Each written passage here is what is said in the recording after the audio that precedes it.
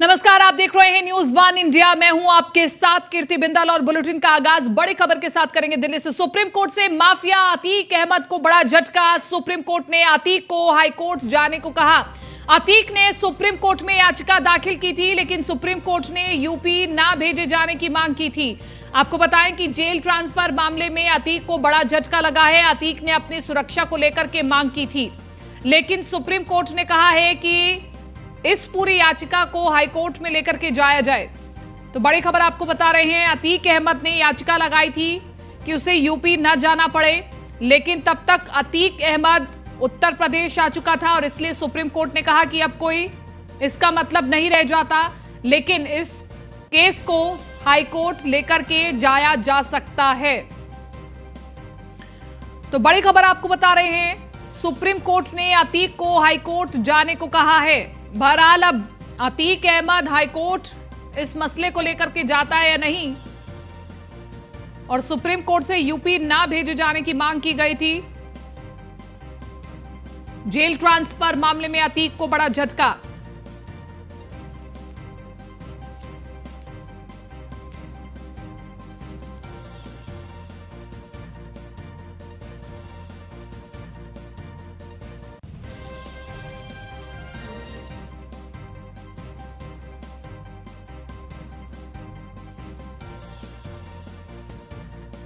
आपको बता रहे हैं, सुप्रीम कोर्ट से लगा झटका अतीक अहमद को बड़ा।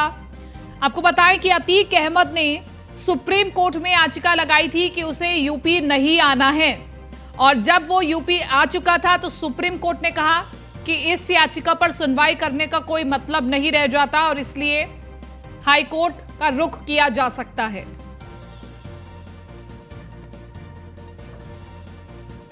तो सुप्रीम कोर्ट से माफिया अतीक अहमद को बड़ा झटका। सुप्रीम कोर्ट ने अतीक को हाईकोर्ट जाने को कहा है। अतीक अहमद के पास अब आगे क्या क्या विकल्प बचते हैं, ये जानना बहुत महत्वपूर्ण, क्योंकि अतीक अहमद को अब वापस के साबरमती जेल लेकर के जाया जाएगा, ये भी जानना बहुत महत्वपूर्ण, या फिर नैनी जेल ही रखा जाएगा।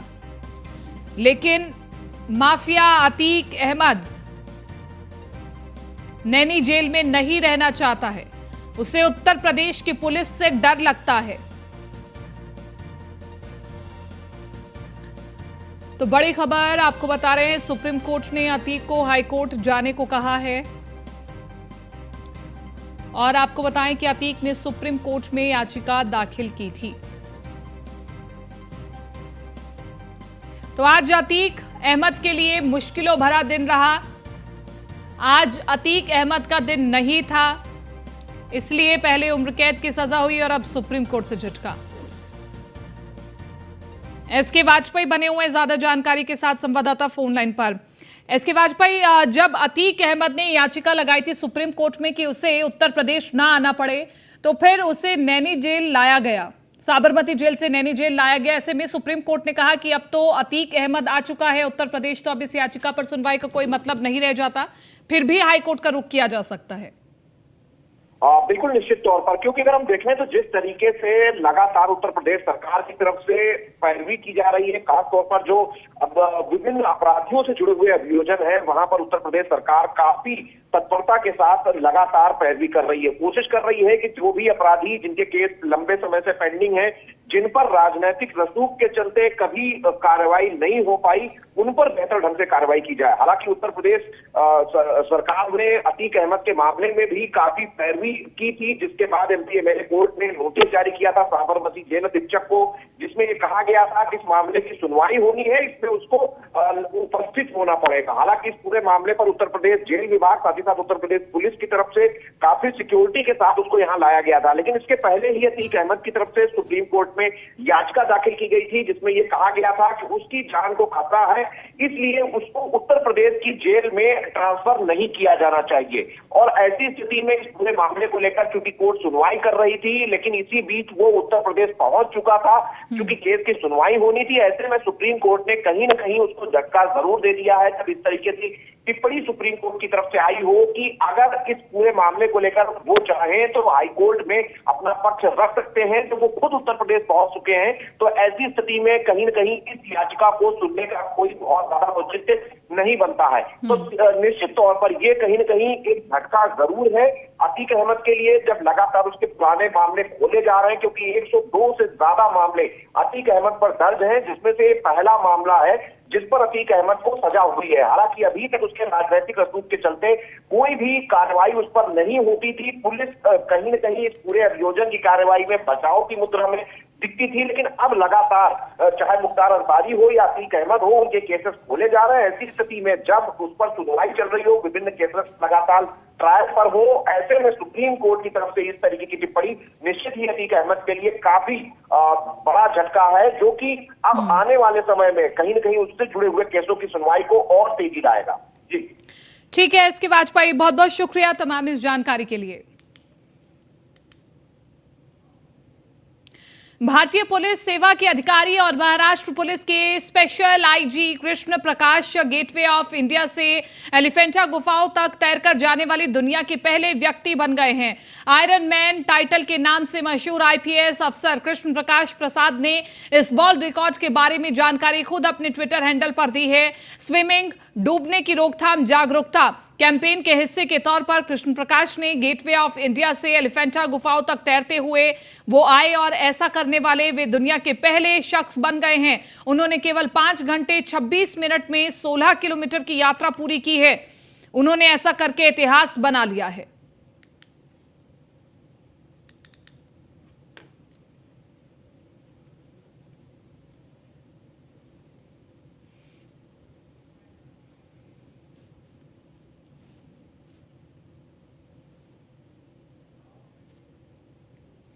राजस्थान के मुख्यमंत्री अशोक गहलोत मंगलवार को राजकीय डूंगर कॉलेज छात्र संघ अध्यक्ष कार्यालय उद्घाटन समारोह में शामिल होने के लिए बीकानेर पहुंचे और वहां पहुंच करके उन्होंने कई महत्वपूर्ण बातें कही, जनसभा को संबोधित भी किया।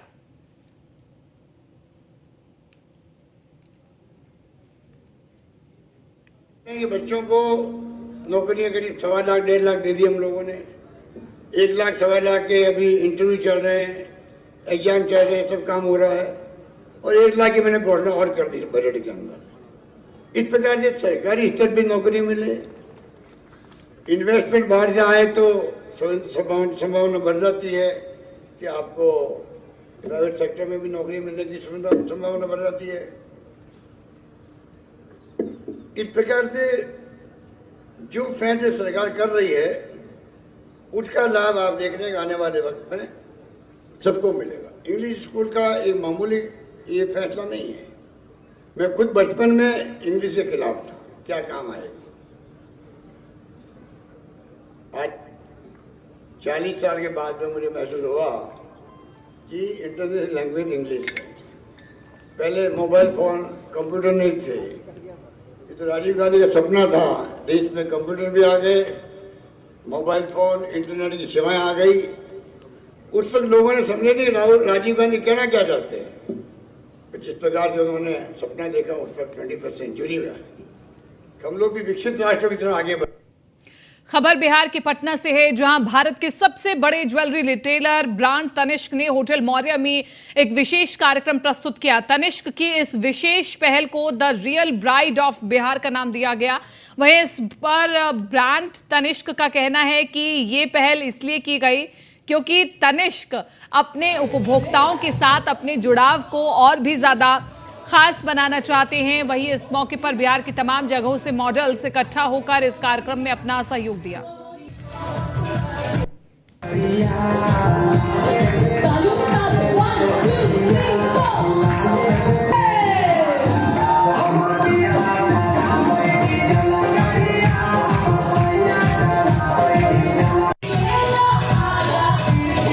सीजन 3 है। आप लोग जो देख रहे हो सारे ये लोग ग्राहक है तनिष्क का। हम लोगों का करीब 23 स्टोर हो गया अभी बिहार में and there are many more also is coming. कैसे प्यार जता रहे हैं हम लोगों का कंज्यूमर्स हम लोगों के ऊपर। आप देख रहे हो सारे लोग जो अभी जो जेवर पहना हुआ है सारा बिहारी वेडिंग कलेक्शन पहना हुआ है and I can see so much of enthusiasm around this program and करीब 100 का पार्टिसिपेंट यहाँ पे है। आरा के बड़हरा विधानसभा के पूर्व मंत्री सह बड़हरा विधायक राघवेंद्र प्रताप सिंह को बड़हरा की जनता बहिष्कार करना शुरू कर दिया है। जहां तक कि बीजेपी विधायक राघवेंद्र प्रताप सिंह अपने क्षेत्र में जहां तक जाते हैं वहां की जनता उन्हें बहिष्कार और मुर्दाबाद के नारे लगाकर विरोध प्रदर्शन करने लगती है। विधायक केवल चुनाव के क्रम में ही जनता के बीच ही नजर आते हैं, केवल ठेका और ठेकेदार के बीच रहना ही पसंद करते हैं और ये आरोप जनता द्वारा लगाया जा रहा है। बिहार की छातापुर में कई जगहों पर चैती छठ पूजा काफी हर्षोल्लास के साथ मनाया गया। वहीं छठ व्रतियों ने उदयमान सूर्य को अर्घ्य देकर पूजा का समापन किया। छठ व्रतियों ने बताया कि कार्तिक मास में छठ व्रती पूजा करती हैं और उदयमान सूर्य को अर्घ्य देकर के अपने व्रत का समापन करती हैं।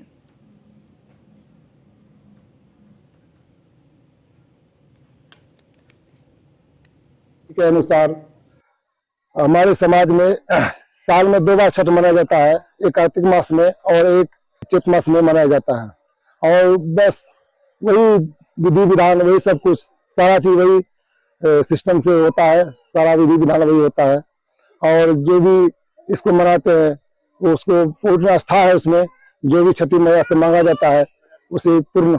हमको तो बहुत श्रद्धा है।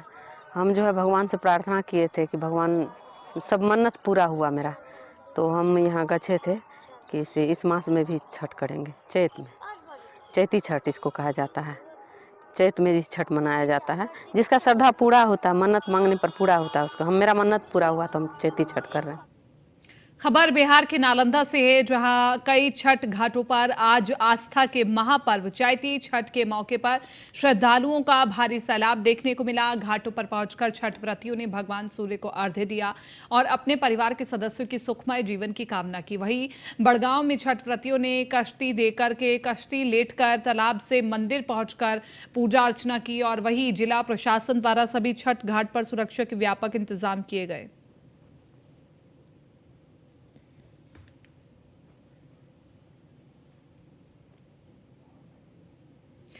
खबर बिहार के किशनगंज से है, जहां शहर के पश्चिम पाली स्थित राजद कार्यालय में जिला अध्यक्ष सरवर आलम ने प्रेस कॉन्फ्रेंस कर कांग्रेस के पूर्व राष्ट्रीय अध्यक्ष राहुल गांधी की लोकसभा सदस्यता रद्द किए जाने पर केंद्र सरकार के खिलाफ रोष व्यक्त किया और लोकतंत्र की हत्या किए जाने की बाबत कहा। आगे उन्होंने कहा कि बेवजह ईडी सीबीआई के माध्यम से बिहार के उप मुख्यमंत्री तेजस्वी प्रसाद यादव सहित विपक्षी दल के नेताओं को प्रताड़ित किया जाता है। ये सब जनता देख रही है। आने वाले लोकसभा चुनाव में देश की जनता जवाब देगी।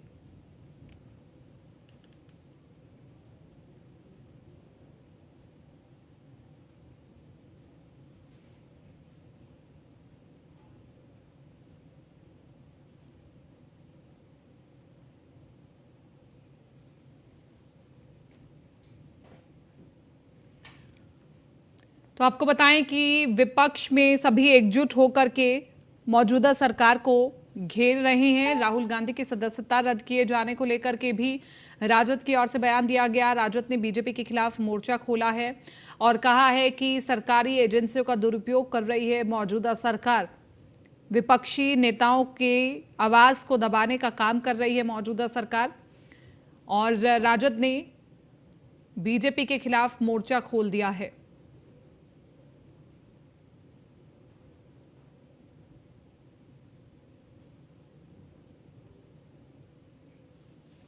देश के हालात है, सीबीआई और सरकारी तंत्र का जो दुरुपयोग चल रहा है, ईडी का, सीबीआई का, अभी आप लोगों ने देखा है कि माननीय उप मुख्यमंत्री को भी बार बार बुलाया जा रहा था और राहुल गांधी की सदस्यता कैसे रद्द हो गई। और कुछ दिन पहले हमारे यहाँ हैदराबाद से अवैसी साहब भी आकर के किशनगंज में न जाने कितने सारे लोगों को गाली देने का काम किया और गाली देकर के यहाँ से गए और उनके सदर साहब ने क्या अभद्र टिप्पणी की एक समाज पे, वो भी आप लोगों ने देखा है। आज आप देख रहे हैं बिहार को बदनाम करने के लिए और खास करके सीमांचल को बदनाम करने के लिए ये लोग जो जितनी ताकतें लगा रहे हैं वो हम लोग कामयाब नहीं होने।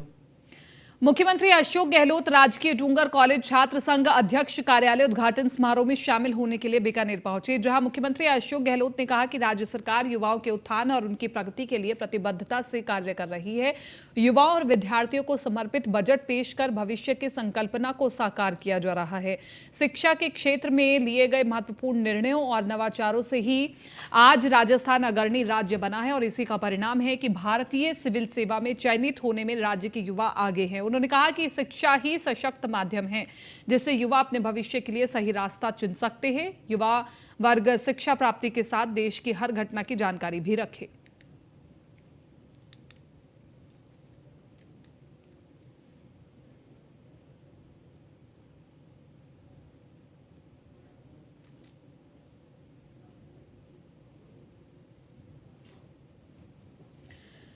तो लगातार सीएम गहलोत की ओर से युवाओं के हित में कार्य किया जा रहा है।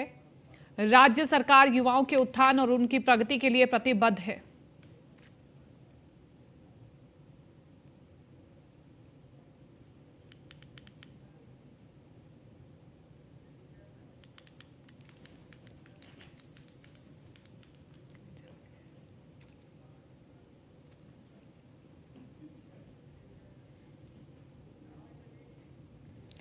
बिहार के औरंगाबाद के एक निजी होटल में केंद्रीय गृह राज्य मंत्री नित्यानंद राय ने पत्रकारों से बातचीत की। इस दौरान राहुल गांधी के द्वारा सावरकर पर की गई टिप्पणी को लेकर के कहा कि राहुल जी को अभी भारत की आजादी का इतिहास समझने में बहुत वक्त लगेगा।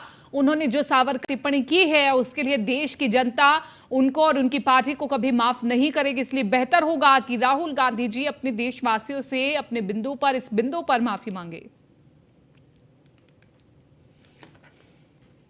आग्रह करूंगा राहुल जी से कि एक बार आप सावरकर को जानिए और सावरकर को यदि जिस दिन आप समझ गए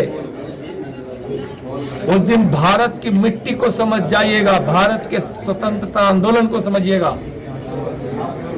जो सावरकर को इस प्रकार से अपमानित करने के काम जो राहुल जी कर रहे हैं, उनको स्वतंत्रता सेनानियों को और न स्वतंत्रता आंदोलन को समझा ही है उन्होंने।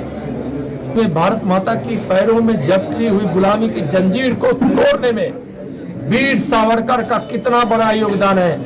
मैं तो राहुल जी से कहूंगा, बार बार कहूंगा, बार बार आप बचकाना हरकत करते हैं। सावरकर और सावरकर जैसे कई स्वतंत्रता सेनानी और देश के महापुरुषों को आप अपमानित करते हैं।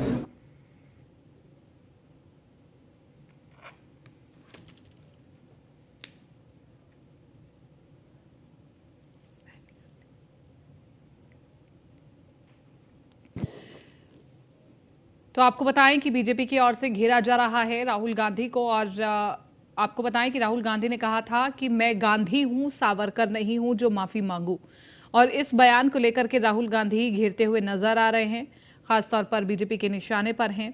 इसलिए केंद्रीय गृह राज्य मंत्री नित्यानंद राय ने कहा है कि इस बिंदु पर राहुल गांधी को माफी मांगनी चाहिए, क्योंकि राहुल गांधी इस देश का इतिहास नहीं जानते हैं।